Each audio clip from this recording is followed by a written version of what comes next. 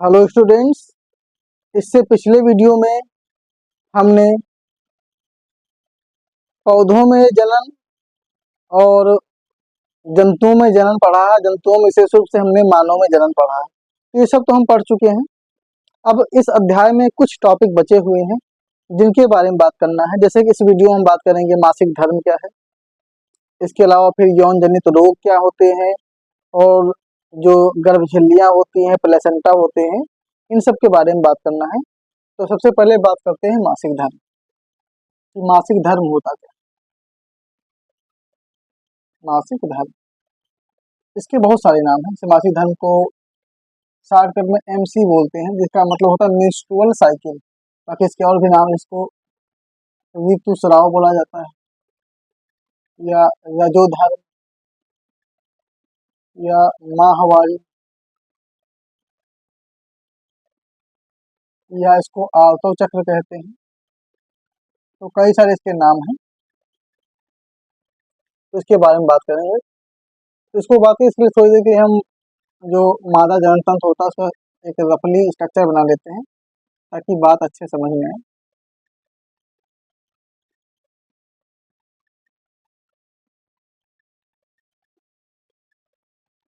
इस टाइप में बना लिया है हमारा जनन तंत्र। अब हमें बात करनी है मासिक धर्म की। तो जानते हैं कि लड़कियों में लगभग 28 दिन या कभी कभी आगे पीछे से वाले पूरा महीना हो जाता है, फिर 26 दिन, यानी एक औसतन 28 दिन माना जाए। 28 दिन पर उनकी योनि से रक्त का स्राव होता है, जिससे दौरान काफी पीड़ा भी होती है, और ये जो होती है लगभग 1 से 5 दिन ऐसा होता है, यानी 5 दिन तक ऐसा होता है। इस प्रक्रिया को कहते हैं मासिक धर्म। अब ये समझते हैं कि मासिक धर्म है क्या और क्यों होता है। जैसे कि हमने बताया है, ये जो अंडाणु है, तो अंडाशय हैं, इन अंडाशय में ये अंडाणु लड़कियों में जन्म से पहले ही अंडाणु यहाँ पे बन जाते हैं। अब प्रत्येक माह होता क्या है कि अंडाणु यहाँ से निकलते हैं। जब अंडाणु निकलते हैं तो यहाँ पे होती हैं डिंब ग्रंथियां। तो डिंब ग्रंथियों से एक हार्मोन निकलता है, इसका नाम है एस्ट्रोजन। एस्ट्रोजन एक हार्मोन और होता है प्रोजेस्टेरॉन। तो जो एस्ट्रोजन हार्मोन है, एस्ट्रोजन हार्मोन जब इस अंडाणु से मिल जाता है तो बन जाता है वीर्य। अभी आगे जाता है यहाँ पे है। अब जब जनन होना है तो जनन होने समय क्या होता है कि जब मैथुन होता है तो जो शुक्राणु होते हैं यहाँ से आगे जाते हैं, यहाँ पे जाके मिलते हैं, और मिलने से निषेचन हो जाता है। लेकिन वो तो तब की बात है जब निषेचन होता है, लेकिन यहाँ निषेचन तो हो नहीं रहा। तो यहाँ पे क्या होता है कि जब अंडाणु निकलते हैं तो अंडवाहिनी में लगभग 5-6 दिन तक रहते हैं और इंतजार करते हैं कि शुक्राणु आए और उनसे इनका निषेचन हो। पर जब मैथुन नहीं होता है, शुक्राणु नहीं आता, उस समय क्या होता है कि ये जो अंडाणु होते हैं, ये अंडाणु फिर यहीं से वापस नहीं लौटते हैं, क्योंकि एक बार आ चुके हैं तो वापस लौटने का सिस्टम नहीं होता है। तो ये अंडाणु आगे बढ़ते हैं, आगे बढ़ने के बाद फिर यहाँ से जाते हैं, यहाँ पे होती हैं बर्थोलिन ग्रंथियां, जिससे स्नेहक एक निकलता है, चिकना पदार्थ निकलता है। तो ये आगे जाते हैं तो यहाँ पे रक्त के साथ यहाँ से कुछ चिकना पदार्थ निकलता है, बाकी अंडाणु रक्त के साथ बाहर निकलते हैं योनि के द्वारा, जिससे दर्द होता है। खासतौर पे पहले दिन अधिक दर्द होता है, बाकी दिन दर्द कम हो जाता है। तो इसी को कहते हैं ऋतुस्राव या रजोधर्म, माहवारी, आवर्तव चक्र या मेंस्ट्रुअल साइकिल, एमसी। तो ये होता है कि स्त्रियों में लगभग 28 दिन पर योनि से अनिषेचित अंडे व कुछ स्नेहक पदार्थ या श्लेष्म जैसा पदार्थ रक्त के साथ बाहर निकलता है, जिससे दर्द होता है। इसे ही कहते हैं मासिक धर्म। और ये क्यों होता है कि इसमें अगर पूछते हैं कि कौन से हार्मोन जिम्मेदार होते हैं, तो एक एस्ट्रोजन हार्मोन होता है, एक प्रोजेस्टेरॉन हार्मोन होता है, जो कि इसके लिए जिम्मेदार होते हैं। तो ये मासिक धर्म है। अब यहाँ पे एक हार्मोन होता है, इसका नाम होता है HCG बोलते हैं। HCG यानी कि ह्यूमन कोरियानिक गोनेडोट्रोपिन।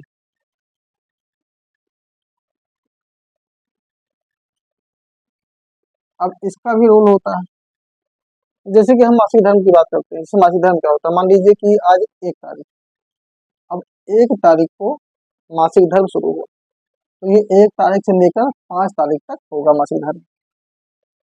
अब इसके बाद क्या हुआ, लगभग 14 दिन, यानी कि 14 से 15 तारीख। अब इस तारीख में होता है अंडोत्सर्ग,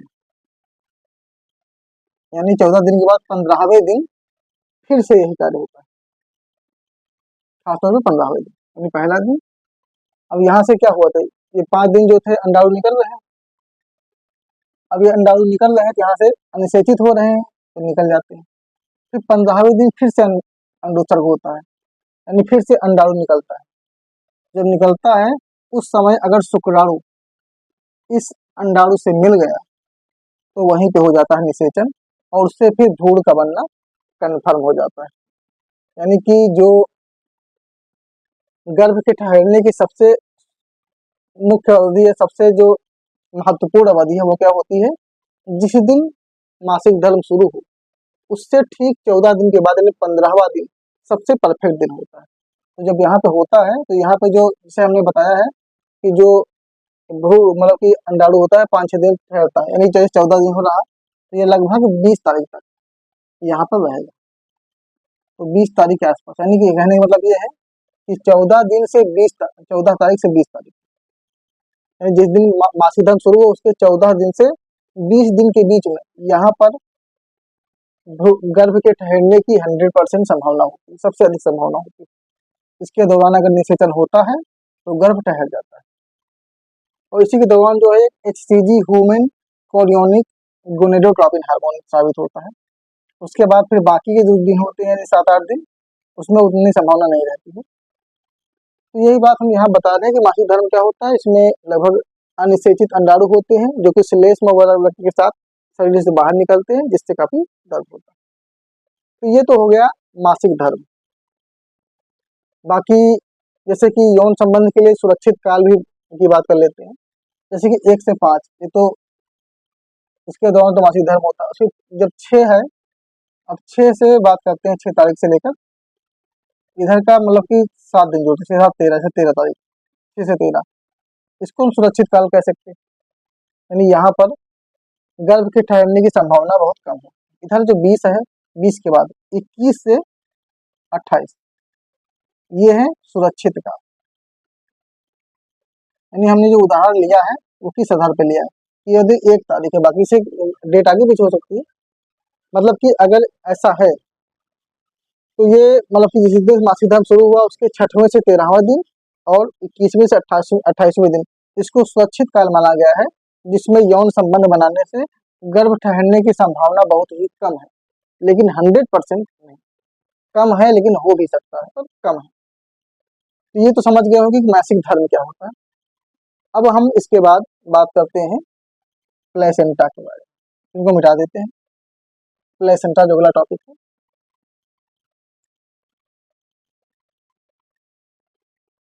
प्लेसेंटा इंग्लिश में बोलते हैं, हिंदी में आंवल या अपरा,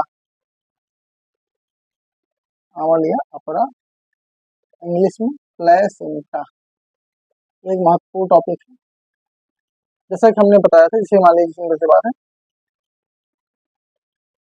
और ऐसे यहाँ पे शिशु, तो इस भाग पे मान लीजिए यहाँ पे आंवला है, आंवल है, ये आंवल है, और इसके अंदर शिशु है, तो यहाँ पे गर्भनाल होती है। अब गर्भनाल होती है, इसे आंवल है इस टाइप का, लेकिन यहाँ काफी मुड़ी संरचना होती है ऐसे टाइप। तो ये शिशु है जिसके अंदर यानी फीटस, ये फीटस बोलते हैं, ये भ्रूण बोलते हैं। अब ये जो आंवल है ये ऐसी संरचना होती है जिसके अंदर भ्रूण सुरक्षित रहता है, यानी इसी आंवल में। अब सब भ्रूण को भोजन चाहिए, फीटस को भोजन चाहिए, तो क्या होता है, जो ये नाल लगी है, गर्भनाल जो बोलते हैं, जैसे गर्भनाल जो है माता के अंदर से कनेक्ट है। अब से जब स्त्री जो खाना खा रही है, इसकी जो माता जो खाना खा रही है, उससे पोषक तत्व इसको मिलते हैं, ऑक्सीजन यहीं से आती है। अब इसके जो शरीर के वर्ज्य पदार्थ है, उनको बाहर निकालना वो भी यहीं से होता है, यानी उसका सारा कार्य इसी भ्रूण की आहार की नाल से होता है। अब बातें करते हैं जो आंवल होता है, इसमें 4 परतें होती हैं, यानी गर्भझिल्लियां 4 होती हैं। गर्भझिल्लियां ये चारों इसी संरचना में होती हैं। गर्भझिल्लियां बहुत इंपॉर्टेंट होती हैं। तो जो 4 गर्भझिल्लियां इससे पहले होती है जरायु, दूसरी है उल्ब, जरायु को बोलते हैं इंग्लिश में कोरियन, उल्ब को बोलते हैं एमनियन, तीसरी होती है पीतकोष, जिसे कहते हैं याकसर, पीतकोष, और चौथी है अपरा कोशिका, जिसे कहते हैं लेंटोइस, अपरा कोशिका। ये 4 गर्भझिल्लियां होती है। अब बता दें चित्र में होती कहाँ पे, जैसे दिख रहा है, इसको थोड़ा छोटा बना दिए, जैसे मान लीजिए इसको हम बाहर बड़ा मान लेते हैं कि बड़ी संरचना ऐसे ठीक बाहर समझने के लिए।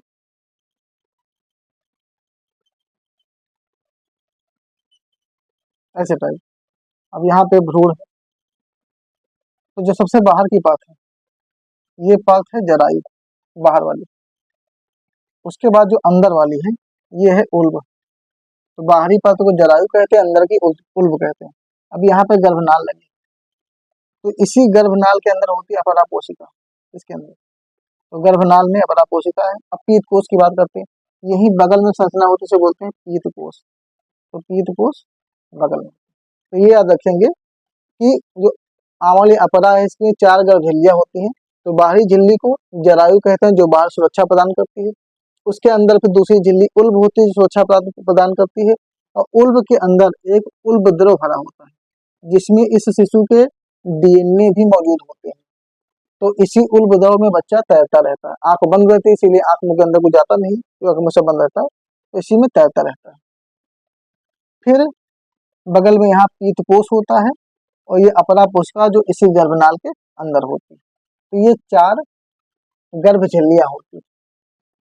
तो ये हमारा आंवल या अपरा का भाग हो गया, जो कि इसके अंतर्गत आता है।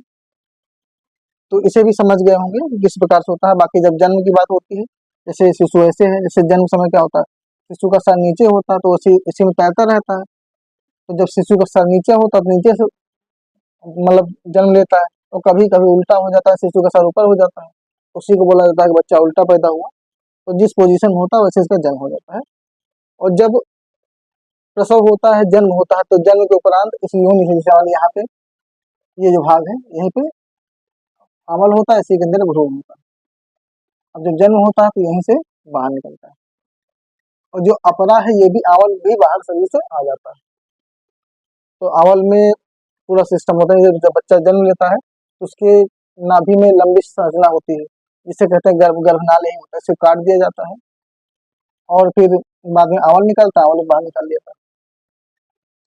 और जो उल्ब द्रव है, जैसे कभी कभी ये पता करना हो कि जो बच्चा अंदर शरीर पल रहा है, उसमें कोई बीमारी तो नहीं, जैसे कि उसका इससे जेंडर पता कर सकते हैं कि उसका लिंग कैसा है, उसमें कोई आनुवंशिक बीमारी तो नहीं है, इन सबको कुछ भी पता करना होता है, तो डॉक्टर क्या करते हैं कि ये इसी आंवल में इंजेक्शन लगाकर, इंजेक्शन के जरिए जो उल्ब को बाहर निकाल लेते हैं। उल्ब को बाहर निकालने के बाद चेक करके सब कुछ पता कर लेते हैं उसमें कोई समस्या है कि नहीं है।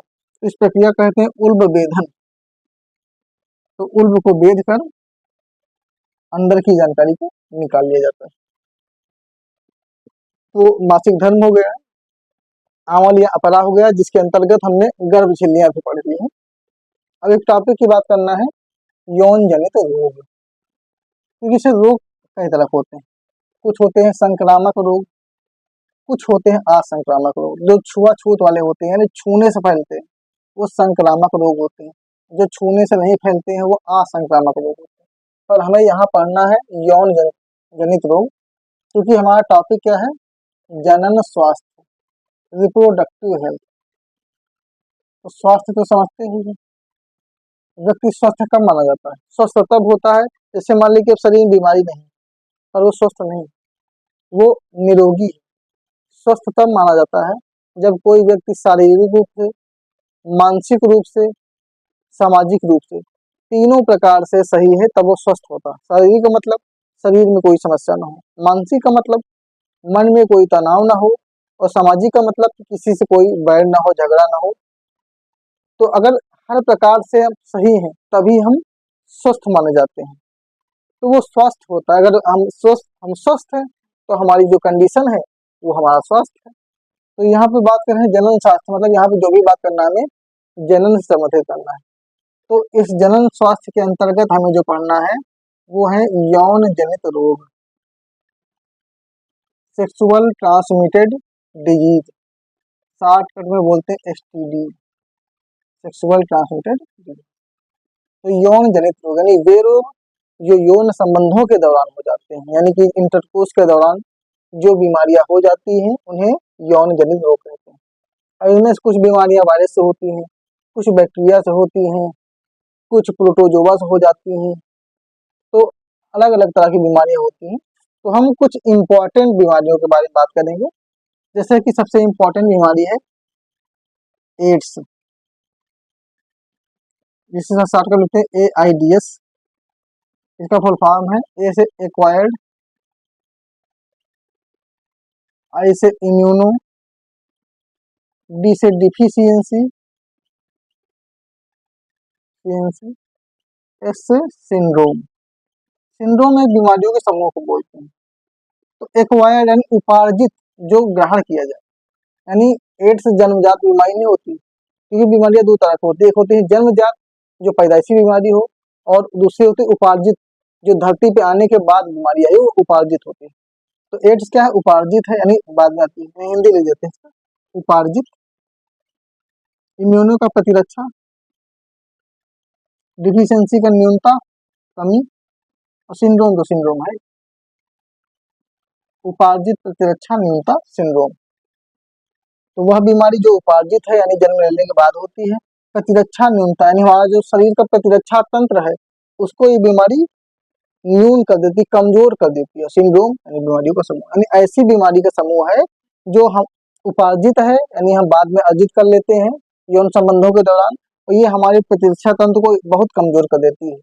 प्रतिरक्षा तंत्र कमजोर करने का मतलब शरीर में जो WBC होती है इनकी संख्या बहुत कम हो जाती है, क्योंकि WBC जो होती है यही रोगों से सुरक्षा प्रदान करती हैं, एंटीबॉडी बनने में हेल्प करती हैं। तो WBC की संख्या बहुत कम हो जाती है। तो एड्स से बीमारी हो गई, जान गए कि क्या होती है, इससे प्रतिरक्षा तंत्र कमजोर हो जाता है, बहुत बीमार रहते हैं। लेकिन हम बात करते हैं होता किससे है। तो एड्स जिससे होता है उस वायरस का नाम HIV, HIV वायरस है, HIV विषाणु है। अब HIV की फुल फॉर्म बात कर लेते हैं। तो H से ह्यूमन, I से इम्यूनो डिफिशियंसी अपनी तरफ जोड़ देते हैं क्योंकि इसका अलग से नहीं बनाया गया है, और V से वायरस। हिंदी की बात करें तो मानव प्रतिरक्षा न्यूनता विषाणु, ऐसा विषाणु है जो मानव के प्रतिरक्षा तंत्र को न्यून कर देता है, बहुत कमजोर कर देता है। तो याद रखेंगे एड्स एक यौन जनित बीमारी है जो कि HIV नामक वायरस के द्वारा होती है। 1 दिसंबर को एड्स दिवस मनाया जाता है। इसमें लाल रंग का रिबन ऐसे दिखाया जाता है एड्स को रोकने के लिए। तो ये बीमारी हो गई, और किससे फैलती है ये बता दी है, एक वायरस से फैलती है। तो यौन जनित रोग है, ये बहुत ही इंपॉर्टेंट है परीक्षा के लिए। अब और बीमारी होती है जैसे कि एक है सिफिलिस। जो सिफिलिस बीमारी है ये अधिकतर स्थितियों में होती है। ये बीमारी होती है बैक्टीरिया के द्वारा, यानी जीवाणु के द्वारा। तो सिफिलिस बीमारी, इसके लक्षण ये होते हैं कि जैसे जननांगों पर या गुदा द्वार पर घाव टाइप हो जाता है, छाले पड़ जाते हैं, तो उसमें काफी खुजली होती है, जलन जिससे होने लगती है। तो एक प्रकार से कह सकते हैं कोढ़ जैसा हो जाता है, शुरुआत हो जाती है कोढ़ जैसे टाइप की, उसे सिफिलिस कहते हैं। ये जिस बैक्टीरिया से होता है उसका नाम है ट्राइपोनिमा पैलिडम। ये उस बैक्टीरिया का नाम है जिस बैक्टीरिया से सिफिलिस नाम की बीमारी होती है। ये एक इम्पोर्टेंट बीमारी है। एक और बीमारी से सुजाक, सुजाक या गोनोरिया कहते हैं। गोनोरिया इंग्लिश में कहते हैं। ये भी एक बैक्टीरिया से होती है, इसमें भी सेम लक्षण होते हैं, यानी कि घाव टाइप होने लगते हैं, सूजन सी हो जाती है, पस जैसा निकलता है। तो इस बैक्टीरिया का नाम है नीसेरिया गोनोरी, ये बैक्टीरिया है। तो याद रखेंगे कि सबसे इम्पोर्टेंट क्या है, एड्स एक यौन जनित रोग है जो कि HIV वायरस से होता है। इसमें हमारा जो प्रतिरक्षा तंत्र है बहुत ही कमजोर हो जाता है। सिफिलिस ये एक बैक्टीरिया से होने वाला रोग है, जिस बैक्टीरिया का नाम ट्रेपोनेमा पैलिडम। इससे शरीर पे घाव टाइप हो जाते हैं, जननांगों पर मस्से हो जाते हैं, घाव हो जाते हैं, रिसने लगते हैं। सुजाक या गोनोरिया ये भी नीसेरिया गोनोरी नाम के बैक्टीरिया से होता है, इससे भी जननांगों पर घाव हो जाते हैं। तो ये हमने कुछ यौन जनित बीमारियों के बारे में बात की, बाकी बीमारियां बहुत होती हैं। अभी कक्षा 10 में है तो सभी के बारे में बात करने का कोई मतलब नहीं। अधिकतर परीक्षा में एड्स से पूछते हैं। तो इस वीडियो में हमने कौन कौन से टॉपिक बात किए, मासिक धर्म क्या है इसके बारे में बात की है, फिर प्लेसेंटा, प्लेसेंटा के जनन स्थल और जनन स्वास्थ्य, जनन स्वास्थ्य के अंतर्गत यौन जनित रोग। तो आशा करता हूँ कि ये वीडियो समझ में आया होगा, पसंद आया होगा तो लाइक करना। अब इसके बाद अगले वीडियो में हम इस लेसन के अगले और अंतिम टॉपिक की बात करेंगे। तो आज का वीडियो यहीं पर समाप्त होता है।